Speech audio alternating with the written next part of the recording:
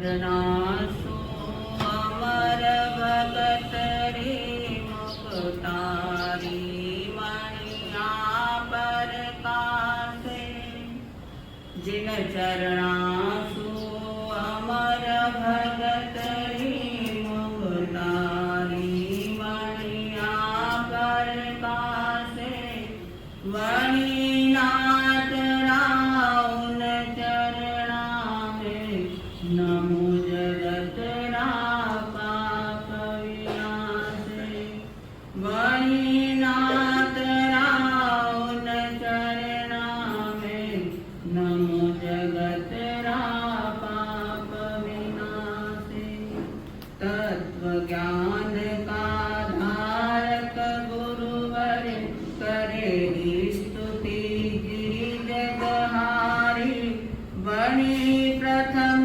दिनवर रे मोदी करो स्तुति अचरज भारी थारा गुण रा भात भात रा थारा गुण रा भात भात रा तुला सुगुंथिया माला धारण करे इन्हें जो कंठे बने मुगतरी लक्ष्मी माला धारण करे इन्हें जो कंठे बने मुगतरी लक्ष्मी माला। चरण एवं परम तीर्थंकर अहिंसा के अग्रदूत भगवान महावीर स्वामी को अनंत आनंद वंदन। मेरी आस्था के आयाम लाखों करोड़ के हृदय सुमरा समता एवं करुणा सागर परम पूज्य आचार्य भगवान एवं परम पूज्य तपस्वी राज महाराज के चरणों को वंदन करने के पश्चात जिन्होंने हमारे जीवन की बिगड़ी हुई दशा को सही दिशा दिखलाई, जीवन का सार समझाया, मनुष्य जन्म का सार समझाया, ऐसे मेरे जीवन रथ के साथ ही परम पूज्य गुरु माता के चरणों में कोटि से वंदन करने के पश्चात अभी यदि आप लोगों ने मनुष्य जन्म की सार्थकता, मनुष्य जन्म मिलने के बाद उसकी उपयोगिता क्या है, उसका प्रयोग कैसे करना चाहिए, अभी आप सुना। इस मनुष्य जन्म में इंसान को कई इच्छाएं आकांक्षाएं जागृत होती है। उसके लिए भगवान ने सूत्र फरमाया है, इच्छा बहुविहार होने जाए बद्धो किलस्थिति तम्मा इच्छा मणिच्छाए जीविता शुभ मिलती। इस सूत्र के राज को बताते हुए अपने परम पवित्र वाणी में जिनवाणी के द्वारा भगवान ने फरमाया है, लोक में अनेक प्रकार की इच्छाएं हैं। इन इच्छाओं से जो व्यक्ति बंध जाता है वह स्वयं को कभी भी सुखी नहीं बना पाता है, वह हर हमेशा दुखी रहता है। ये इच्छाएं दुख का कारण है और इन इच्छाओं को पूर्ण करने के लिए हमारे लिए उपाय है संतोष वृत्ति को, समाधानी वृत्ति को धारण करना। जब तक इंसान अपने मन में समाधान संतोष वृत्ति को धारण नहीं करता है तब तक वह भले ही स्वयं को सुखी समझ लेकिन वह सुखी कभी नहीं होता है। वह एक इच्छा को पूरी करता है, दूसरी इच्छा खड़ी हो जाती है, दूसरी इच्छा पूरी करो तीसरी खड़ी हो जाती है। ऐसे 1, 2, 3, 4 हजार लाखों अनंत इच्छाएं हमारे मन में उत्पन्न होती है, लेकिन उन इच्छाओं की पूर्ति कभी नहीं होती। हम सोचते हैं कि मेरी एक इच्छा पूरी हो गई है तो मैं दूसरी इच्छा पूर्ण करने के लिए प्रयत्न करूं, प्रयास करूं। तुम्हारे भाग्य ऐसी कि दूसरी इच्छा भी पूरी हो जाए। 1, 2, 10, 15 कितनी इच्छाएं पूरी हो जाए, लेकिन पूरी इच्छाएं कभी भी पूर्ण नहीं होती है। इच्छाएं अनंत है। इच्छा अनंत क्यों है? इसका क्या कारण है? इच्छा अनंत है, इसका कारण लोक में परमाणु भी अनंत है। इच्छाएं इसलिए अनंत है और इन अनंत इच्छाओं को हम कभी पूर्ण नहीं कर सकते। हमारी जिंदगी पूरी हो जाती है लेकिन इच्छाएं पूरी नहीं होती है और अंत में इन्हीं सारी इच्छाओं को लेकर, अतृप्त मन को लेकर हमारा अंत हो जाता है। लेकिन जीवन का अंत इच्छाओं को अपने मन में रखकर नहीं होना चाहिए। बस यही सोचना चाहिए कि इच्छाएं कभी पूरी नहीं होती है और इच्छाएं रखना है तो धर्म की भावना रखो कि मैं अंतिम समय तक धर्म की कई बातें हैं, उन धर्म की बातों को पूरी करके अपने जीवन का पूर्ण करो, अपने जीवन का अंत करो। लेकिन हम भौतिक इच्छाओं को पूरी करते करते जिंदगी को पूरी करते लेकिन हासिल कुछ नहीं होता है, हम प्राप्त कुछ नहीं कर पाते हैं। एक फकीर एक राजा के पास पहुंचा और उस राजा से कहा कि मैं कल तुम्हारे दरबार में आऊंगा, वही तुम्हें तत्वों का उपदेश सुनाऊंगा और भिक्षा भी केवल तुम्हारे यहाँ दूंगा। दूसरे दिन जहां फकीर विराजते थे, राजा वहां पहुंचा और फकीर से निवेदन किया कि मेरे दरबार में पधारने की कृपा करें। फकीर राजा के दरबार में पहुंचे। पहुंचने के बाद राजा ने उनका अच्छा आदर किया, अच्छा स्वागत किया। कुछ देर बाद उस फकीर ने राजा को तत्वों का उपदेश दिया और फकीर ने यह भी कह दिया था कि मैंने जो एक कटोरा लाया है केवल एक ही चीज की भिक्षा में लूंगा और केवल तुम्हारे यहाँ ही लूंगा। राजा बड़ा खुश था। राजा ने सोचा कि अब फकीर एक ही चीज लेने वाला है तो कौन सी चीज बनाए, और सोचकर उसने खीर बनाई। तत्वों का उपदेश सुनने के बाद फकीर को उन्होंने निवेदन किया कि भिक्षा के लिए पधारो। फकीर राजा के पास भिक्षा के लिए गया और कटोरा सामने रखा। राजा ने उसमें खीर दे रही। राजा खीर दे रहा था जा रहा है लेकिन वह कटोरा भरने के लिए तैयार नहीं। राजा उसमें खीर उंडेल रहा था लेकिन कटोरा भर नहीं पा रहा। उसने एक बार जितनी खीर बनाई सारी दे डाली, दूसरी बार खीर बनाई वह भी उसने उंडेल दी, फिर भी कटोरा नहीं भरा। तीसरी बार खीर बनाई वह भी उसने उंडेल दी, फिर भी कटोरा नहीं भरा। क्या कारण हो सकता है? कटोरा नहीं भरने का क्या कारण हो सकता है? राजा ने उस फकीर से पूछा कि मैंने इतनी खीर इस कटोरे में डाली, इस कटोरे में खीर उंडेली लेकिन कटोरा न भरने का कारण क्या है? ऐसे कौन से धातु का यह कटोरा है कि यह कटोरा भर नहीं पा रहा है? तब फकीर ने कहा कि यह कटोरा भरेगा भी नहीं, तुम और कितनी भी बार खीर बनाओ यह कटोरा भरने वाला नहीं है। फिर राजा ने पूछा कि कृपा करके यह तो बताओ कि यह कौन सा कटोरा है, किस धातु का कटोरा है? तब राजा से फकीर ने कहा कि यह मानव मन का कटोरा है जो कभी भरता नहीं है। ये सारी इच्छाएं हमारे मन में पैदा होती है जो कभी पूर्ण नहीं होती।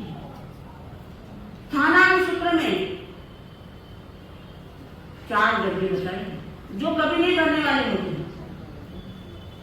एक गड्ढा है सागर का गड्ढा। सागर में कितनी भी नदियां इकट्ठा होकर चली जाए, कितनी भी नदियों का संगम उसमें हो जाए, लेकिन सागर का गड्ढा कभी भरता नहीं है। दूसरा गड्ढा है स्मशान का। स्मशान में राजा रंक सत्ताधारी अनेक स्मशान में चले जाते हैं, लेकिन स्मशान का गड्ढा कभी भरता नहीं है। तीसरा गड्ढा है हमारे पेट का गड्ढा। सुबह से जब हम बिस्तर में होते तब से हमारा खाना शुरू होता है, तो फिर रात में जब बिस्तर में जाते तब तक हमारा दिन भर कुछ न कुछ खाना शुरू रहता है, फिर भी हमारे पेट का गड्ढा भरता नहीं है। एक बार पेट का गड्ढा कुछ देर के लिए भरता, हम खाते नहीं तो उस समय हमारा पेट का गड्ढा भरे, हम उसमें नहीं डालते हैं। फिर दूसरे दिन उस गड्ढे में हम डालना शुरू करते हैं। लेकिन चौथा गड्ढा जो है हमारे मन का गड्ढा, वह कभी भरता नहीं। उस मन में कई इच्छाएं उत्पन्न होती है, कई आकांक्षाएं उत्पन्न होती है, और हमें उस इच्छाओं को पूर्ण करने की लालसा जागृत होती है। एक नहीं दूसरी नहीं तीसरी, एक इच्छा को पूर्ण करने के लिए हम दिन रात भागम भागी करते हैं, और भागते भागते थक जाते हैं, जीवन का अंत हो जाता है और हम कुछ प्राप्त नहीं कर पाते। तो हमें अपने मन को गड्ढे को भरने के लिए संतोष वृत्ति को अपनाना होगा। हमें संग्रह वृत्ति नहीं, संतोष वृत्ति को, समाधानी वृत्ति को अपने जीवन में अपनाना होगा। तब कहीं न जाकर हमारा जीवन अंतिम समय में सफल और सार्थक हो सकता है। महापुरुषों ने 4 बातें बताई है: इच्छा पूर्ति,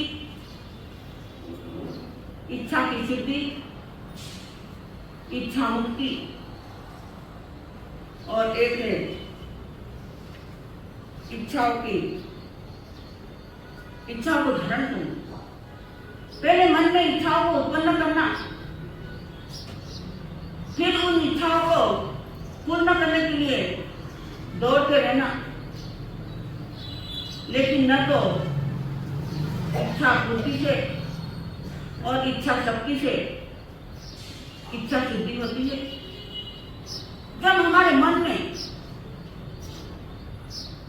इच्छाओं को पूर्ण न करने का हम प्रयास करते हैं, एक संकल्प लेते हैं कि मैं ऐसी इच्छा को पूर्ण न करूं, ऐसा जब हम संकल्प लेते हैं, तब कहीं इच्छा सिद्धि का पहला चरण, प्रथम चरण पूर्ण होता है। और इच्छा सिद्धि जब होती है, जब हमारे मन में आत्मज्ञान हो जाता है, भेद ज्ञान हमारे आत्मा में उत्पन्न हो जाता है। भेद ज्ञान यानी जड़ क्या है और चेतन क्या है, इसका भेद जब हम जान जाते हैं, तब हमें भेद विज्ञान हो जाता है। भेद ज्ञान हमें हो जाता है, और भेद ज्ञान जब हो जाता है, तब कहीं जाकर इच्छाओं की मुक्ति होती है। क्योंकि हम जान लेते हैं कि इच्छा की पूर्ति करने से कोई फायदा नहीं है। हम अर्थ यानी पैसा, उसके लिए दिन रात दौड़ते रहते हैं कि धन को प्राप्त करूं और अपनी पेटी को भरूं। पेटी की एक मर्यादा होती है, सीमा होती है, एक कुछ आकार पेटी का होता है, लेकिन हम पेटी के भरने के बहाने पेट को भरने के पीछे लगे रहते हैं, लेकिन पेट कभी भरता नहीं है। बहाना पेट का होता है, भरनी पेटी होती है, लेकिन पेटी भी कभी भरती नहीं है, क्योंकि मन में संतोष नहीं है, समाधान नहीं है, तो न तो पेट भरेगा न पेटी भरेगी, और हम दिन रात उसके पीछे दौड़ते हैं, पेट और पेटी को भरने के लिए। आपने कपिल ब्राह्मण का नाम सुना? जो कौशंबी नगरी के और पिता की मृत्यु होने के बाद वे ज्ञान अर्जन करने के लिए, विद्या अध्ययन करने के लिए श्रावस्ती नदी पहुंचे। वहां उनके पिता के मित्र इंद्रदत्त उनके पास वहां अभ्यास करने के लिए, पढ़ाई करने के लिए और उनके भोजन की व्यवस्था एक शालिग्राम नाम के सेठ के वहां रखी थी। इंद्रदत्त के वहां पढ़ाई करना, अध्ययन करना और शेष शालिग्राम के वहां भोजन करने के लिए जाना। पढ़ाई अच्छी कर रही थी। पढ़ाई के बाद जब वो भोजन को शेठ के वहां जाते थे, शेठ के वहां एक दासी थी। वह दासी रसोई बनाती, उसे परोसने आती। रोज जाते जाते उस कपिल ब्राह्मण का मन उस दासी में लग गया और दासी का मन भी उस ब्राह्मण में लग गया। दोनों ने विवाह करने का तय किया और एक दिन उस दासी ने ब्राह्मण से कहा कि मुझे एक उत्सव में जाना है, तो मुझे वस्त्र और आभूषण चाहिए ताकि मैं उस उत्सव में जा सकूं। ब्राह्मण ने उस दासी से कहा कि मेरी भोजन की अभी व्यवस्था पूरी नहीं हो रही और मैं वस्त्र और आभूषण तुम्हें कहां से लाकर दूंगा। तब दासी ने ब्राह्मण से कहा, इस राजा का, इस नगरी का राजा बड़ा उदार है। उस राजा को सबसे पहले जो ब्राह्मण दर्शन देता है, आशीर्वाद देता है, आशीष देता है, वह राजा उसे 2 मास का सोना देता है। तब ब्राह्मण ने उस राजा के पास जाने का एक दिन तय कर लिया। अर्धरात्रि में वहां से निकला कि मेरे से पहले कोई वहां न पहुंच जाए और राजा को आशीर्वाद देकर 2 मास का सोना न ले जाए। वहां अर्धरात्रि में घर से निकला और देखा कौ बचने वाली है, सुबह होने वाली है। तो वहां जरा दौड़ते हुए राजा के पास जाने लगा। राजा के दरबार में जाने के लिए तैयार हो गए तो रास्ते में जो कर्मचारी थे, जो सिपाही थे, उन्होंने देखा कि यहाँ कोई चोर लुटेरा है। उन्होंने उसे पकड़ लिया और दूसरे दिन, उसी दिन सुबह दिन निकलने के बाद राजा के सामने खड़ा किया और राजा से कहा कि यहाँ अर्धरात्रि में दौड़ते दौड़ते राज दरबार में आ रहा था, पता नहीं चोरी करने या कुछ लूटने आ रहा था। तब राजा ने उन कर्मचारी को शांत किया और ब्राह्मण से पूछा कि अर्धरात्रि में दौड़ते हुए आने का आपका कारण क्या है? तब ब्राह्मण ने कहा, मुझे पता चला कि आप उस व्यक्ति को 2 मास का सोना देते जो सबसे पहले आपको आशीष देते हैं, आशीर्वाद देते हैं, और उस आशा से मैं सुबह होने के पहले ही आपके पास पहुंचना चाहता हूं ताकि दूसरा कोई 2 मास का सोना न ले जाए और दूसरा कोई कारण नहीं है। राजा उसकी सरलता और सच्चाई पर बड़ा प्रसन्न हुआ और उससे कहा कि मैं तुम्हें केवल 2 मास का सोना नहीं, तुम्हारी जो इच्छा है तुम मांगो, तुम जितना मांगोगे मैं दूंगा। तब ब्राह्मण ने उसे कहा, राजा से कहा कि मैं कुछ देर सोचता हूं और बाद में आपको बताता हूं कि मुझे क्या चाहिए। और ब्राह्मण एकांत में जाकर बैठ गया। उसने सोचा 2 मास का सोने से क्या होगा, मैं 100 स्वर्ण मुद्रा मांगूंगा। फिर सोचा 100 स्वर्ण मुद्रा से क्या होगा, अच्छे वस्त्र और आभूषण नहीं ला पाऊंगा, 1000 मुद्रा मांगूंगा। फिर उसकी इच्छा बढ़ती गई, 1000 से लाखों तक, करोड़ तक उसकी स्वर्ण मुद्रा मांगने की इच्छा बढ़ने लगी। फिर उसकी जो भावदशा चली कि राजा ने मुझे केवल 2 मासा सोने को नहीं, कुछ ज्यादा मांगने को कहा, और मैं तो करोड़ों स्वर्ण मुद्रा तक पहुंचा। राजा उस ब्राह्मण के पास आए और ब्राह्मण से कहा कि आप इतनी देर क्या सोच रहे हैं, जो मांगना चाहे मांगो, इतनी देर क्यों लगा रहे हो। लेकिन इधर ब्राह्मण की परिणाम धारा, भाव धारा, उनकी भावदशा बदल रही थी। मांगने की जो धारा थी, इच्छाओं की धारा थी, जो वो नीचे उतर रही थी, और परिणाम की धारा ऊपर चढ़ रही थी। राजा ने पूछने के बाद ब्राह्मण ने कहा, मुझे अब कुछ नहीं चाहिए, मुझे सब कुछ मिल गया है। राजा ने कहा कि मैंने अभी तक तुम्हें कुछ दिया ही नहीं है, तो तुम्हें मिल कैसे गया है? तुम्हें क्या मिल गया है? तुम मांगो, मैं देने के लिए तैयार हूं। उसकी इच्छा राज्य, आधा राज्य मांगने तक ही पहुंची। लेकिन भावदशा बदल रही थी, परिणाम उच्च हो रहे थे, और उन परिणाम की उच्चता के कारण 6 महीने में उसे केवल ज्ञान प्राप्त हो गया।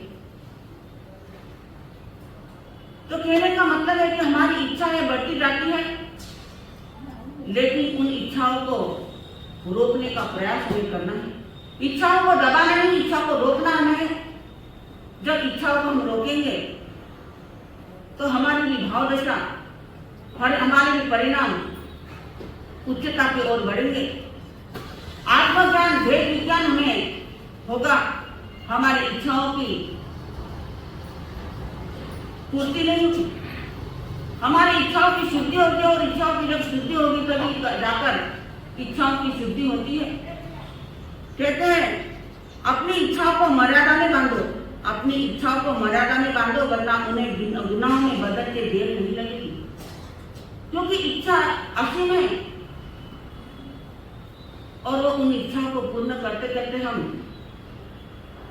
कई गलत कार्य करते हैं, कई अपराध करते हैं, लेकिन उन अपराधों की तरफ हम ध्यान नहीं देते हैं, और वे अपराध गुनाहों में बदल जाते हैं। तो हमें इच्छाओं की इतनी पूर्ति नहीं करना है कि हम एक दिन गुनहगार बन जाए। गुनहगार हम हमारी आत्मा के गुनहगार हैं। हमारी आत्मा विभाव में जा रही है, उस विभाव में जाने वाली आत्मा को हमें स्वभाव में जाने के लिए प्रयास करना है। लेकिन यह कब होगा? जब हमारी इच्छाओं को हम रोकेंगे। कवि ने भी कहा है, 30 बरस को अपगति उपजी, 30 बरस को अपगति उपजी, लोग बड़े नितनयो तेरो, लोग बड़े नितनयो, कोड़ी कोड़ी माया जोड़ी, कोड़ी कोड़ी माया जोड़ी, अजौन द्रुत भयो तूने, कबहुन प्रभु जी करो, हो तूने कबहुन प्रभु जी करो। इन इच्छाओं को पूर्ति करते करते हम प्रभु का नाम भी लेना बंद कर देते हैं। और जब भी हम प्रभु के दरबार में, प्रभु के मंदिर में जाते हैं, तो अपनी इच्छाओं को लेकर जाते हैं।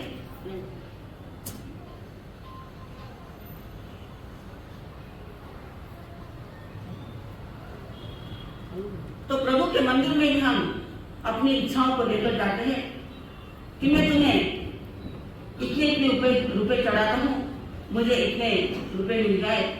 वहां भी हम मांगना नहीं छोड़ते हैं। हमें मांगना नहीं है, हमें चढ़ाना है, अपनी इच्छाओं को चढ़ाना है प्रभु के चरणों में, और अपनी भाव दशा को, अपने परिणाम को बदलते हुए अपने जीवन को सार्थक और सफल करना है। बोलिए भगवान